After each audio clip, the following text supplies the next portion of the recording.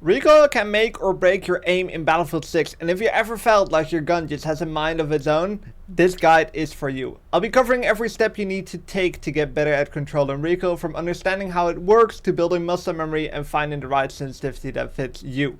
I'll also show a list of weapons with low recoil that are perfect for learning and improving your accuracy early on. By the end of this video, you'll hopefully pick up a few tips and techniques that will make your shots a lot more consistent. If this helps you out, or you want to keep improving with more Battlefield 6 guides like this, make sure to hit that subscribe button so you don't miss the next one. We made it over at the best place to practice your recoil control. I want to cover some basics here. We're playing with the M4A1. These basics, I think most people will probably know. I still want to cover them so everyone knows at the start of this video. And that is a recoil pattern, horizontal recoil and vertical recoil. What you want to find out when you're using a certain weapon, this can be any weapon, is its recoil pattern. The most important weapons to figure out though are obviously automatic weapons. You can practice this on DMRs, but DMRs are very specific because your recoil control also matters on how fast you can shoot that weapon. But let's start with automatic weapons. So what you want to do, or what I like to do, is I go to this wall, stand next to the wall, then we have this red door, which as you can see I already shot a couple of times. And we're going to shoot the gun ADS without controlling the recoil. We're going to start on this lower level, on this trash can level, and then we shoot straight up. Now, what you can clearly see from also the previous bullets that I've shot is that the recoil starts here and then it goes up a little bit to the right. Now, recoil that goes straight up, that's vertical recoil. If it goes to the left or right, that's horizontal recoil. Now, one misconception is when a gun has a lot of recoil, that's vertical, it's going straight up like that, it's hard to control. Well, actually, a matter of fact is when a gun has a lot of horizontal recoil, it becomes much harder to control. When a gun only goes straight up, you'll only have to pull it straight down, of course at the amount that the recoil goes up. However, when it's horizontal, you have to put your mouse or your controller in two different directions, basically reacting to what's happening on your screen. It's much harder to build muscle memory for that.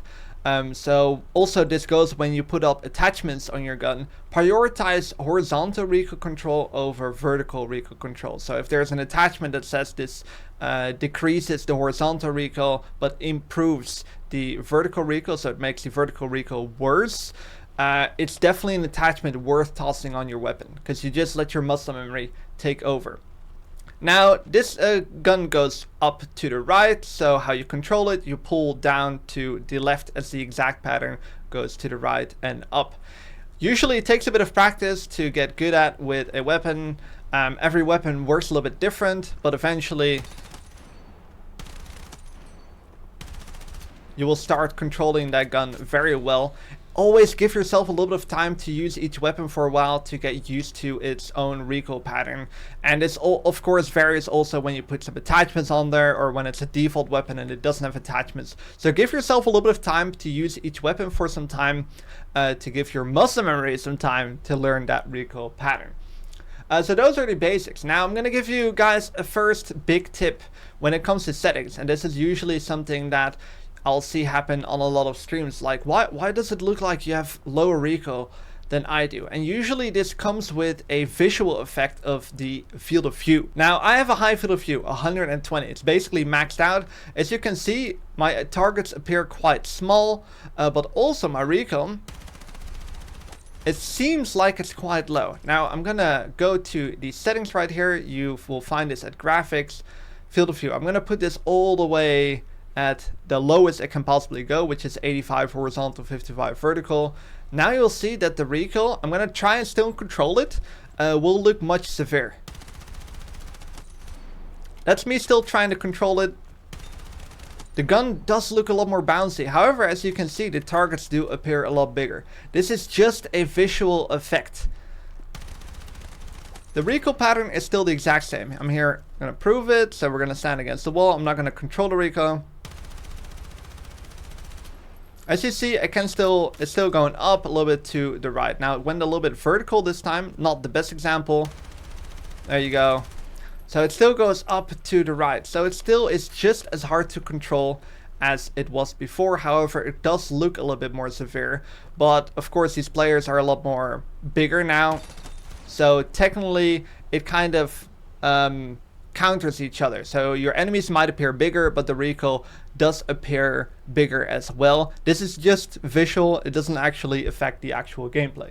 And we're here at the settings again, which is one of the most important things with recoil control is your sensitivity. So I have to pull down my stick just a little bit to counter the recoil, but if you have a lower sensitivity, to counter that same recoil, you have to make much more severe movement to the down and to the left. Now the thing here is, it sounds like having a high sensitivity makes it much easier to control the recoil. This is not exactly true, because you have to make more micro adjustments. I'm gonna put my sensitivity to the lowest it can possibly go.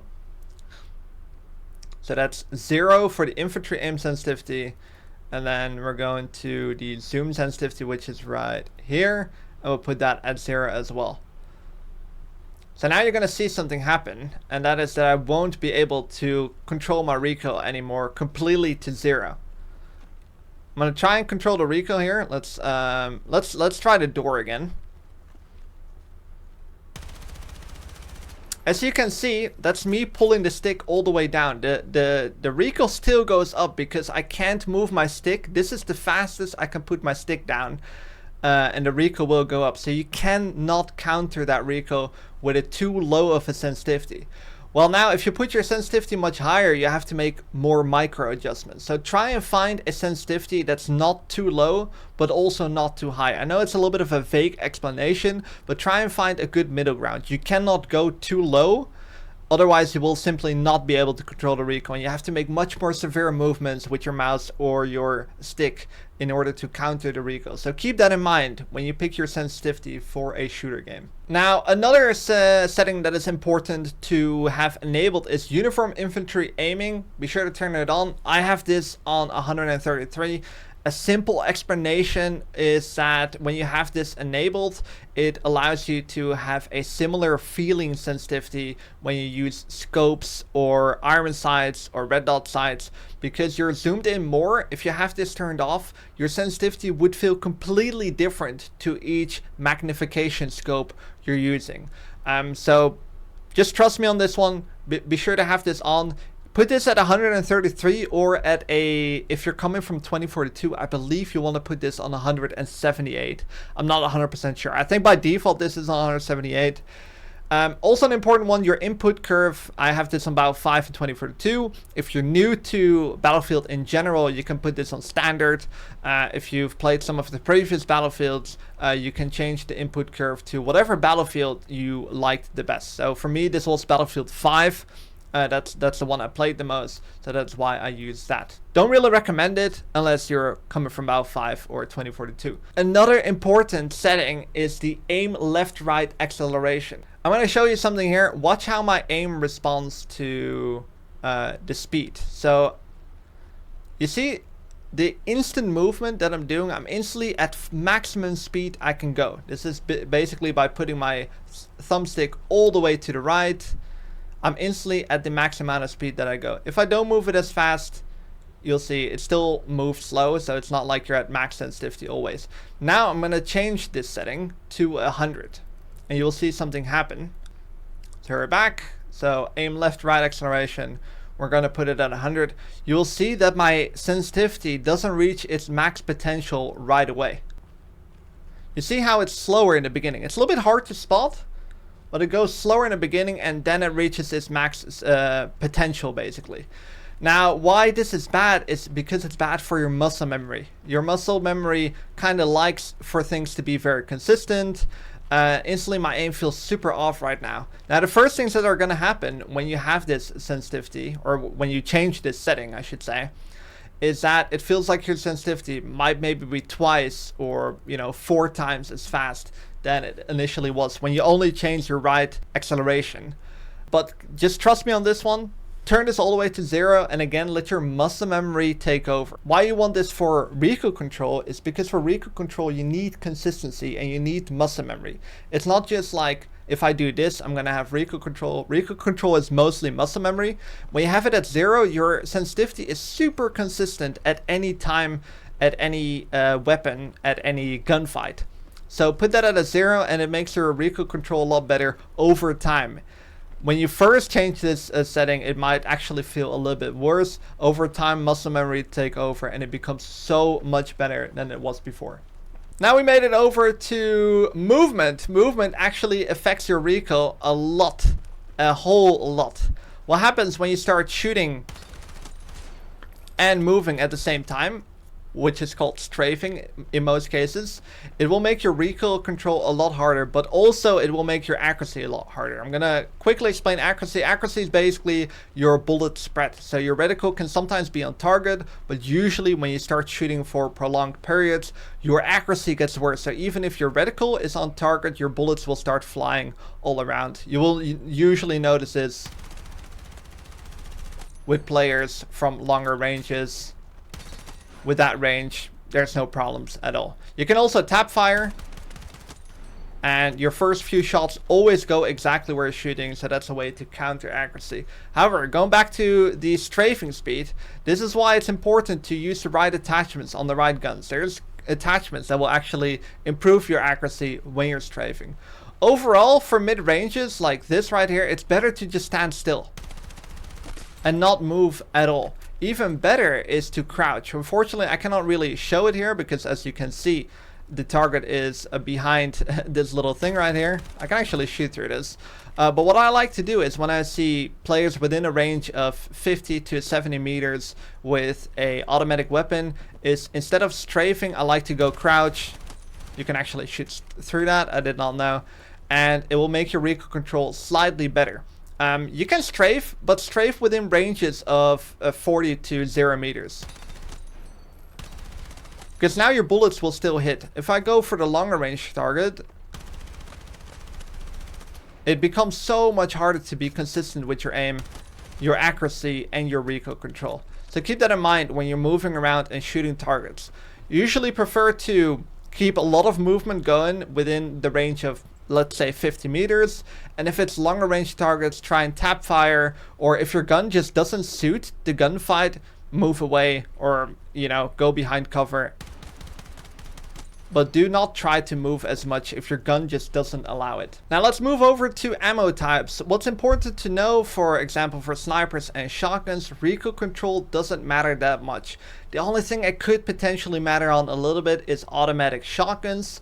However, still, you want to be hip firing with shotguns, and when you hip fire, you don't really have to deal with that much recoil control because you're within close range anyways. So if there's attachments that could improve your recoil control on shotguns and snipers, it's usually not really worth putting them on.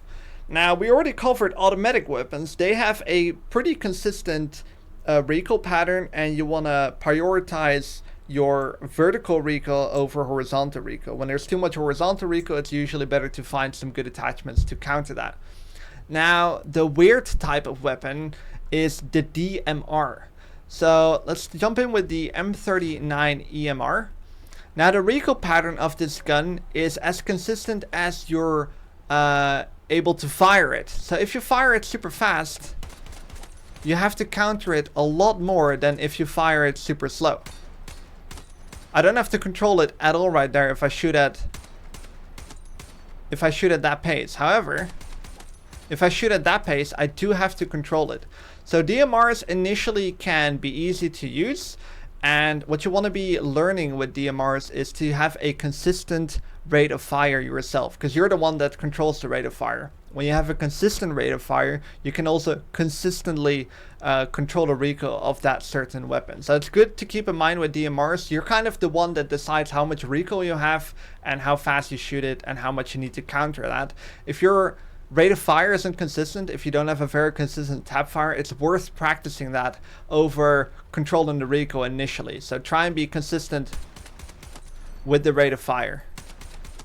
Usually good DMR players have a very consistent tap fire and are very, it sounds like they're almost shooting automatic with the gun because it's so consistent. That makes it a lot easier to control recoil with DMRs. Of course, the last thing that will improve your recoil a lot are attachments. Now, I want to give a quick tip with attachments. So basically the main improvements you can make to recoil are the grips and the barrels, and what kind of barrel you use here, because it can sometimes reduce your rate of fire, improve your rate of fire.